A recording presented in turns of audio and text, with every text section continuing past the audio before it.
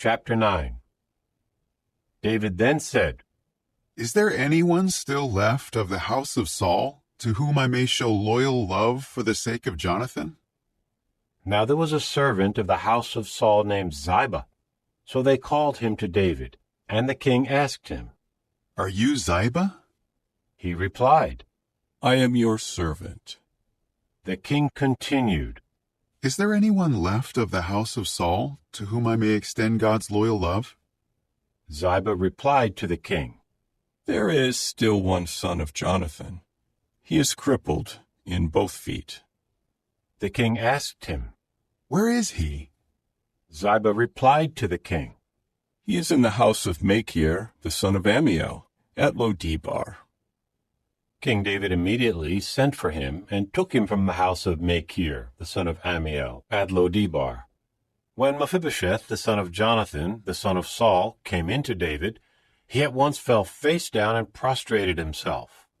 Then David said, Mephibosheth! To which he replied, Here is your servant. David said to him, Do not be afraid, for I will certainly show loyal love to you for the sake of your father Jonathan, and I will return to you all the land of Saul your grandfather, and you will always dine at my table. At that he prostrated himself and said, What is your servant, that you have turned your attention to a dead dog like me? The king now sent for Ziba, Saul's attendant, and said to him, Everything that belonged to Saul and to all his house I give to the grandson of your master. You will cultivate the land for him, you and your sons and your servants, and you will gather its produce to provide food for those who belong to the grandson of your master to eat. But Mephibosheth, the grandson of your master, will always dine at my table. Now Ziba had 15 sons and 20 servants.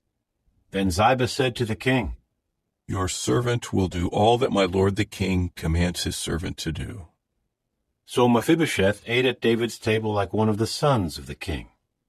Now Mephibosheth also had a young son named Micah, and all those who lived in Ziba's house became servants of Mephibosheth. And Mephibosheth lived in Jerusalem, for he always ate at the table of the king, and he was crippled in both feet.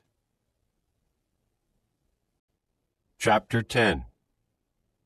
Later the king of the Ammonites died, and his son Hanun became king in his place. At that David said, I will show loyal love toward Hanun the son of Nahash, as his father showed loyal love toward me.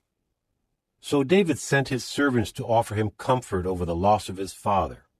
But when David's servants came into the land of the Ammonites, the princes of the Ammonites said to Hanun their lord, Do you think that David is honoring your father by sending comforters to you?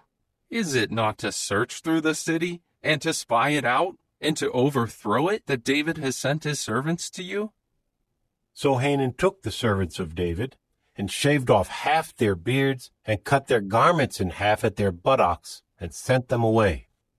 When David was told, he at once sent men to meet them, because the men had been deeply humiliated.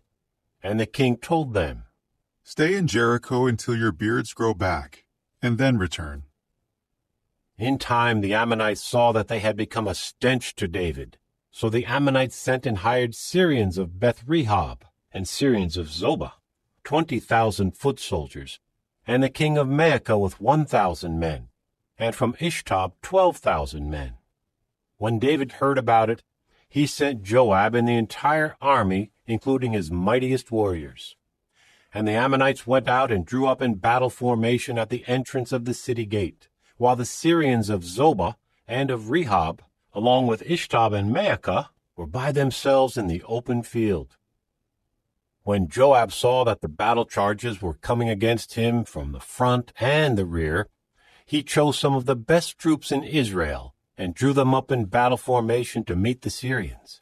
He put the rest of the men under the command of his brother Abishai in order to draw them up in battle formation to meet the Ammonites. Then he said, If the Syrians become too strong for me, then you must come to my rescue. But if the Ammonites become too strong for you, I will come to your rescue.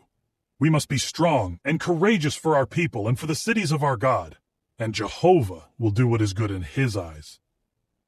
Then Joab and his men advanced to meet the Syrians in battle, and they fled from before him.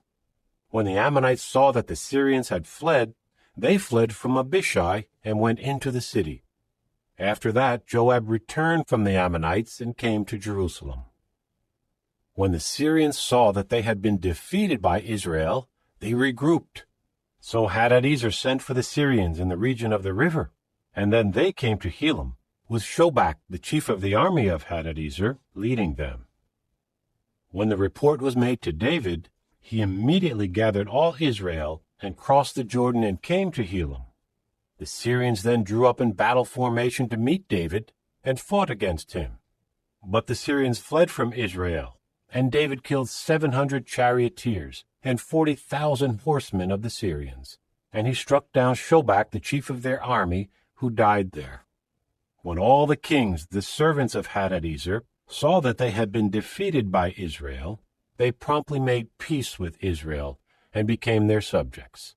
And the Syrians were afraid to help the Ammonites any more.